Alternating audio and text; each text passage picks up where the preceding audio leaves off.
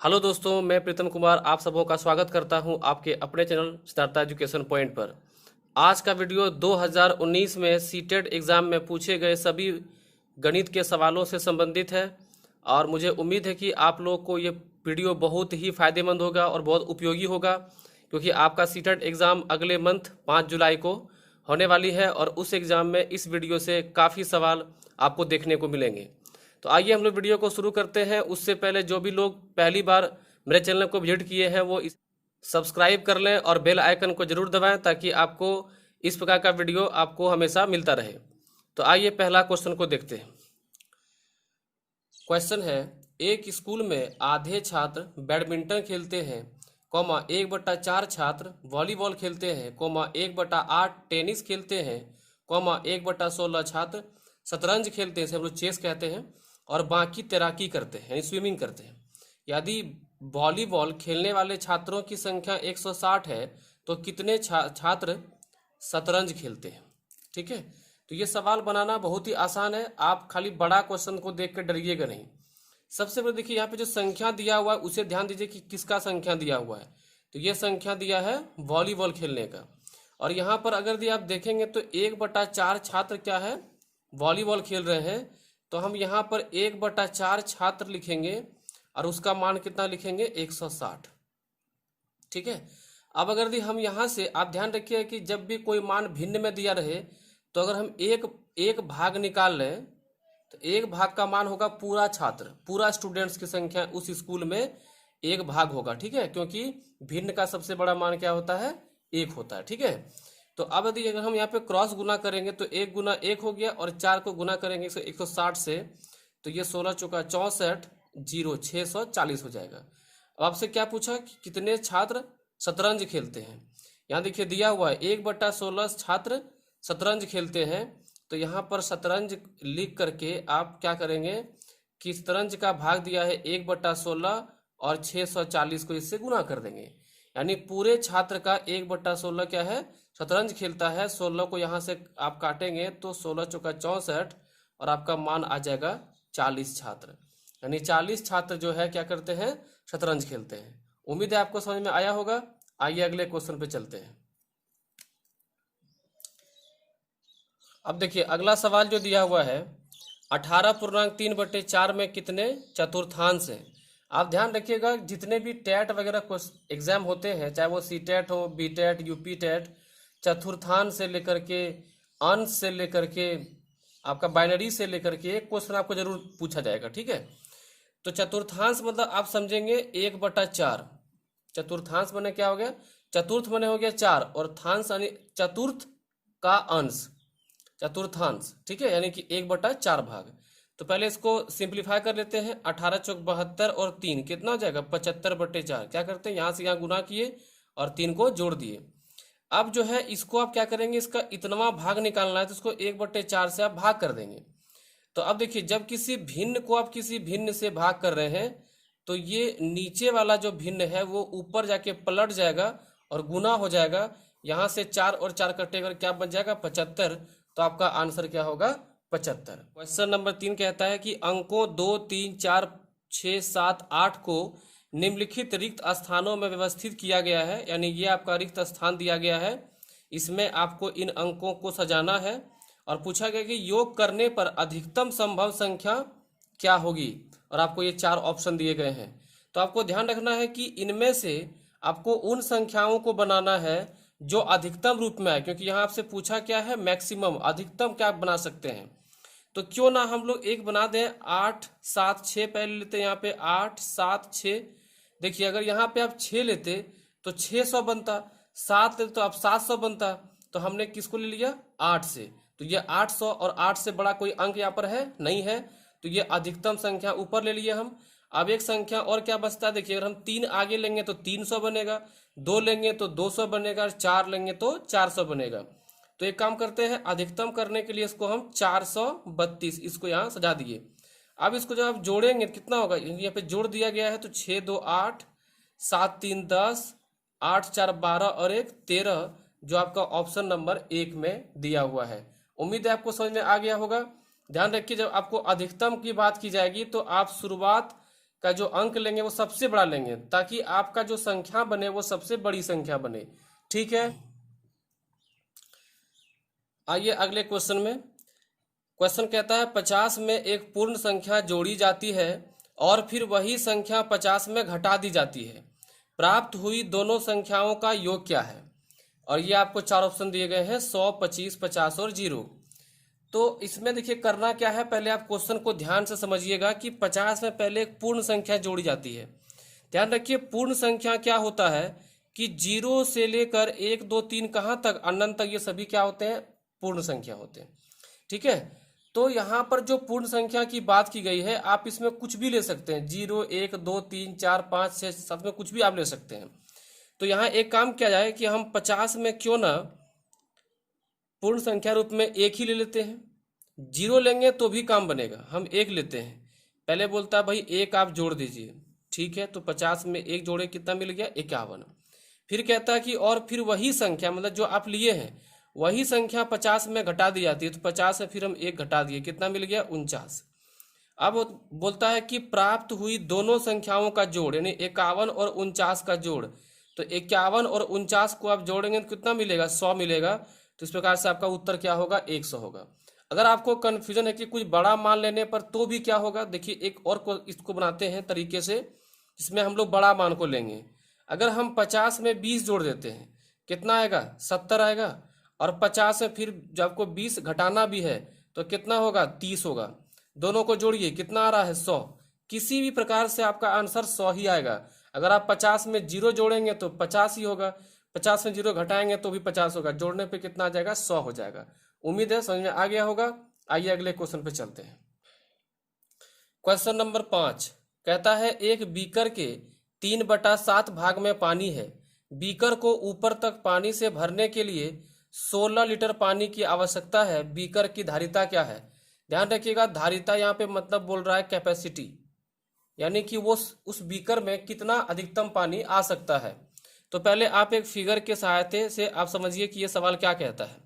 मान लीजिए ये एक बीकर है और इसमें यहाँ तक पानी भरा हुआ है, मान लीजिए 3/7, यानी ये पूरा भाग यहाँ से यहाँ तक 7 है। ध्यान रखिए जब किसी भिन्न में नीचे जो मान रहेगा वो पूर्ण मान होता है, कुल मान वही होता है। तो ये 7 पूरा पूरी है, उसमें से 3 भाग भरा हुआ है, ठीक है, यानी कि 3/7 भरा हुआ है। तो बाकी कितना है भाई? तो बाकी निकालने के लिए पूरे को हम मान लेंगे कितना? 1। पूरा एक भी कर रहे हैं, 1 भाग है उसमें 3/7 हटा दीजिएगा। इसका देखिए ट्रिक क्या होगा, इन दोनों में अंतर कितना है? 4। तो यहाँ पे कितना हो जाएगा? 4/7। एक चीज और समझ लीजिए, थोड़ा सा रफ में देख लीजिए। अगर एक में हमको 5/9 घटाने बोले तो क्या करेंगे? इन दोनों का अंतर लेंगे, कितना? 4। 4 और नीचे कितना हो गया? 9। इस प्रकार से हम एलसीएम लिए बिना हम घटा सकते हैं, यानी इतना बाकी है।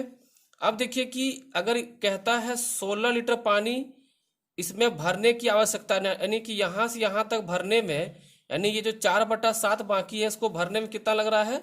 16 लीटर। तो अगर यदि हम यहाँ से 1 भाग निकाल लें तो देखिए पहले इसको हम काट भी सकते हैं, 4 चौके 16, यहाँ 1 हो गया, 1 गुने 1 कितना हो गया? 1 भाग, और 7 चौके 28। इस प्रकार से हम देख रहे हैं कि 1 भाग का मान कितना आ रहा है? 28 लीटर। और इसकी धारिता जो होगी, कैपेसिटी जो होगी, वो होगी 1 भाग। क्यों? क्योंकि हमको यहाँ पे मान दिया गया भिन्न में, तो भिन्न में जब कभी कोई मान दिया जाए तो उसमें अधिकतम मान क्या होता है? 1 भाग। इसका उत्तर क्या हो जाएगा? 28 लीटर। आप एक बात ध्यान रखिएगा कि आपके एग्जाम में आरोही अवरोही से एक प्रश्न आपको जरूर देखने के मिलेंगे। तो अवरोही मतलब क्या होता है? अवरोही मतलब होता है बड़ा से छोटा की ओर, ठीक है। और आरोही मतलब क्या होता है? छोटा से बड़ा की ओर। ध्यान रखिएगा, ये अवरोही मतलब बड़ा से छोटा और आरोही मतलब छोटा से बड़ा। तो आपको पूछा गया कि इन 3 ऑप्शन में से, सॉरी 4 ऑप्शन में से अवरोही क्रम में किसे रखे गए हैं। तो आप ध्यान रखिए कि जब 30 की बात हुई है तो ऑप्शन बी तो वैसे भी 3.5 तो ये होगा नहीं। अब देखिए 30.5 के बाद 3.05, और देखिए आगे आपको मिल रहा है 3.50। तो ये 3 टका 5 पैसा है और ये 3 टका 50 पैसा है। तो ये तो आपका उत्तर होगा नहीं, क्योंकि ये पहले आना चाहिए, बाद में होना चाहिए, ये भी खत्म हो गया। आइए ऑप्शन नंबर आपका जो है 4 में देखते हैं। यहाँ देखिए 30.5 यानी कि 30.5 और यहाँ पर 3.5 और यहाँ पर 3.05 और यहाँ पर 3.055। देखिए तो दोनों में क्या अंतर है, तो इसमें है कि एक अंक और बड़ा कर दिया गया है, तो ये इससे पहले आना चाहिए था, ये बाद में आता और ये पहले, क्योंकि ये बड़ा है इससे, तो इसलिए ये भी आपका उत्तर नहीं होगा। बचा अब एक 3 नंबर, तो आपका उत्तर 3 नंबर ही होगा। कैसे, देखिए 30.5, 3.5, 3.055 और 3.05, तो ये बड़ा है तो ये इससे पहले आएगा, तो इसलिए आपका उत्तर क्या हो जाएगा, ऑप्शन नंबर 3। ठीक है, आइए क्वेश्चन नंबर 7 पे चलते हैं। क्वेश्चन नंबर 7 कहता है, एक दुकानदार ने 5.3 kg यानी 5 किलो 300 ग्राम बादाम और 2100 ग्राम किशमिश और 2 किलोग्राम काजू को मिला दिया। इस मिश्रण के बराबर 2 दर्जन पैकेट बना दिए। प्रत्येक पैकेट का भार क्या होगा। देखिए पहले, सबसे पहले तो आपको ये देखना है कि कुल भार कितना हुआ होगा। तो यहाँ पर है 5.3 kg, यहाँ पर है 2.2 kg और यहाँ पर है 2100 ग्राम। अब देखिए हमको बदलना है 2 दर्जन में, 2 दर्जन में कितना हो गया, 24 पैकेट। तो आप एक कोशिश कीजिए, इसको पॉइंट में ना रख करके सबको ग्राम में चेंज कर देते हैं। ठीक है, तो ग्राम में चेंज करने के लिए बहुत ही आसान है। आप एक काम क्या करेंगे कि इसको 1000 से गुना करेंगे किलोग्राम को, तो किस में आ जाएगा, ग्राम में आ जाएगा। इसको जब आप किलोग्राम में बदलेंगे तो ये हो जाएगा 5300, ये हो जाएगा 2200 और ये हो गया 2100। सबको जोड़ दीजिए, 00 3 2 5 1 6 5 2 7 और 2 9, यानी कि 9600 ग्राम हो गया, यानी कि 9 किलो 600 ग्राम। ठीक है, अब प्रत्येक पैकेट, जब प्रत्येक पैकेट की बात होगी यानी एक पैकेट में कितना भार आ रहा है, तो उसको निकालने के लिए यहाँ पर एक पैकेट का भार निकालने के लिए देखिए 24 पैकेट का भार इतना है, तो एक पैकेट का भार कितना होगा, 9600 बटा 24, 24 से काटोगे 24 चौक 96, कितना हो गया 400, यानी कि एक पैकेट का भार कितना होगा 400। आप खुद सोच के देखिए कि अगर मान लीजिए आपके पास 10 पैकेट है कोई चीज़ और 10 पैकेट में है आपका 10 किलो, तो एक पैकेट का दाम कितना होगा, 1 किलो। आपने क्या किया, आप 10 kg को 10 पैकेट से भाग कर दिए। उसी प्रकार से 9600 ग्राम 24 पैकेट का पूरा भार है, तो एक पैकेट का भार यानी प्रत्येक मतलब क्या, एक पैकेट का भार निकालने के लिए हम 24 से भाग कर दिए, हमारा उत्तर मिल गया। आइए क्वेश्चन नंबर 8 देखते हैं। कहता है, आशा घर के खर्च में से कुछ रकम बचाकर एक मोबाइल खरीदना चाहती है। जैसा कि आप लोग भी करते हैं कि ट्यूशन फी में बचा करके कुछ एक्स्ट्रा सामान लेने की बात होती है। ठीक है, तो यहाँ कहता है कि प्रत्येक सप्ताह वह सोमवार 50 रुपया, बुधवार को 100 रुपया और शुक्रवार को 80 रुपया बचाती है तथा रविवार को इसमें से 60 रुपया खर्च कर देती है।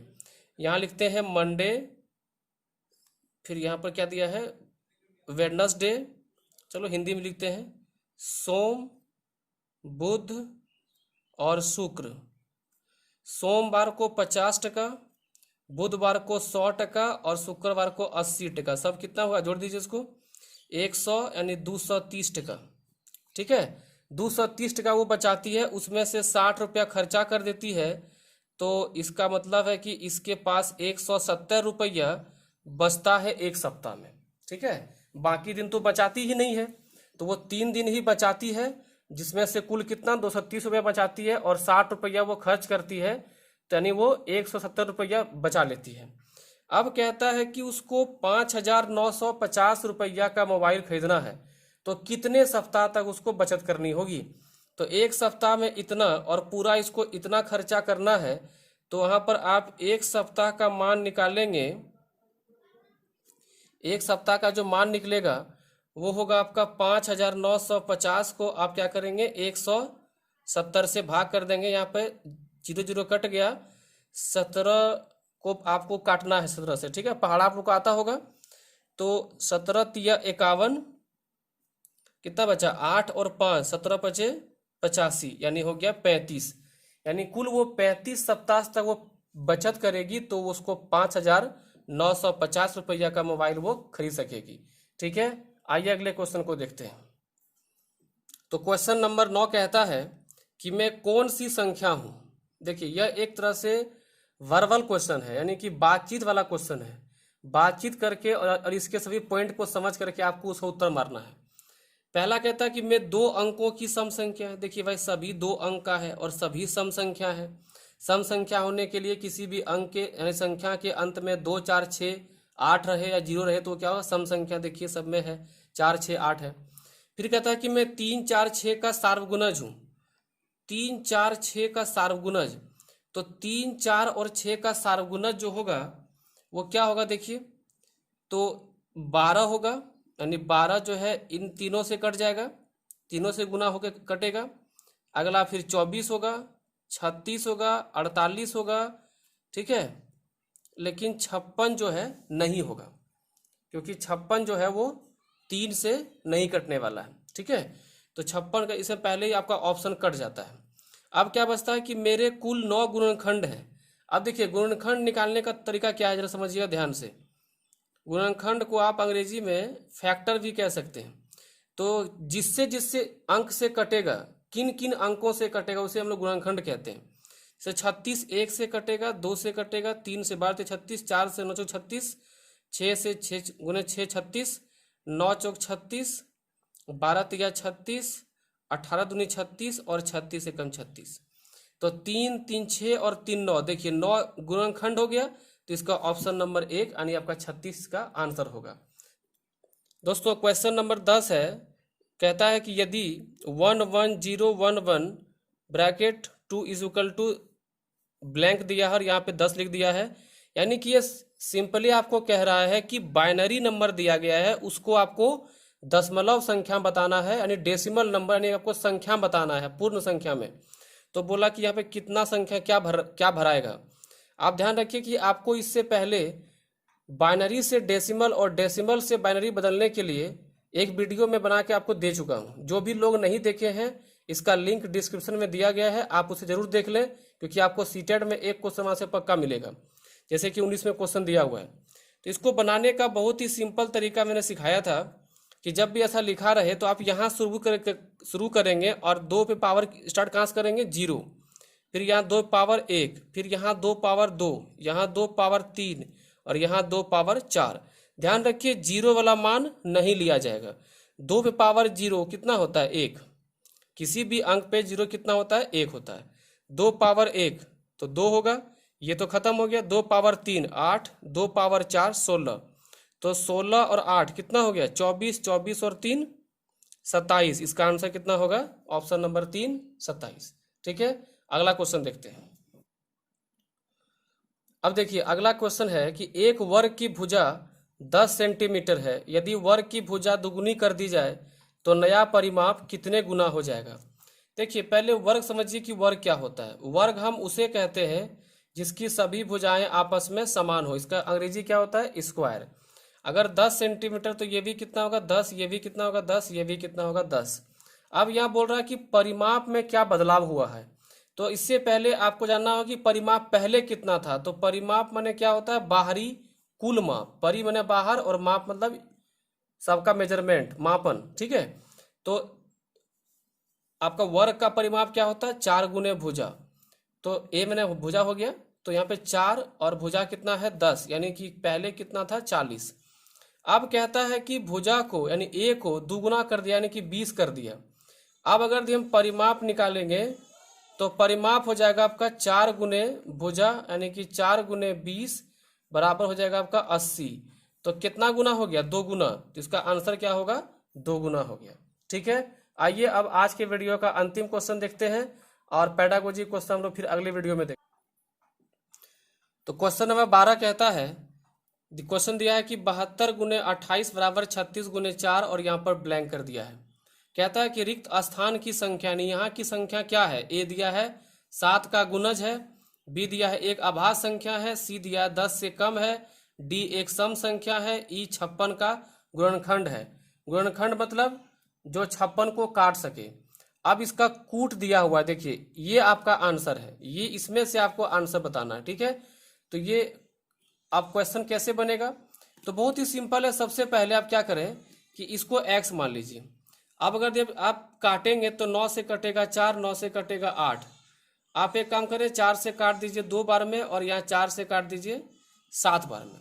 ठीक है। तो आपका कितना x का मान आ गया 14, ठीक है। यानी इस रिक्त स्थान का मान कितना हो गया 14। तो क्या 7 का गुणज है? गुणज मतलब कि 7 के पहाड़ा में आता है, तो बिल्कुल सही है, आता है। एक अभाज्य संख्या, क्या 14 अभाज्य संख्या होता है? बिल्कुल नहीं है, एक भाज्य संख्या। कैसे? अभाज्य उसे कहते हैं जो केवल एक या फिर स्वयं से विभाजित हो। जैसे 3 1 से कटेगा और 3 से कटेगा, 5 1 से कटेगा और 5 से कटेगा, ठीक है। सी कहता है कि 10 से कम है, बिल्कुल नहीं, 10 से कम तो ये है ही नहीं, ये आपका आंसर नहीं होगा। एक सम संख्या है, 14 एक सम संख्या, सही बात है। 56 का गुणनखंड है, क्या 14 56 को काट पाएगा? 14 गुने 4 कितना होगा? 56। तो ये भी आपका आंसर नहीं। ए, डी और ई, तो ए, डी और ई आपके देखिए इस कूट में कहाँ दिया गया है? ए, डी और ई, यानी आपका आंसर होगा ए नंबर, ठीक है। तो आपको उम्मीद है समझ में आया होगा। आप इन सभी क्वेश्चन को करके जाएं, क्योंकि आपके एग्जाम में ये क्वेश्चन आने की बहुत संभावना है। इस टाइप के क्वेश्चन आएंगे, भले वैल्यू कुछ अलग हो। आपको बहुत बहुत धन्यवाद, आपने वीडियो को देखा। आप इसे लाइक और शेयर जरूर करें दोस्तों, कमेंट भी करें कैसा लगा। अगले फिर वीडियो में मिलते हैं कुछ और क्वेश्चंस के साथ, तब तक के लिए धन्यवाद।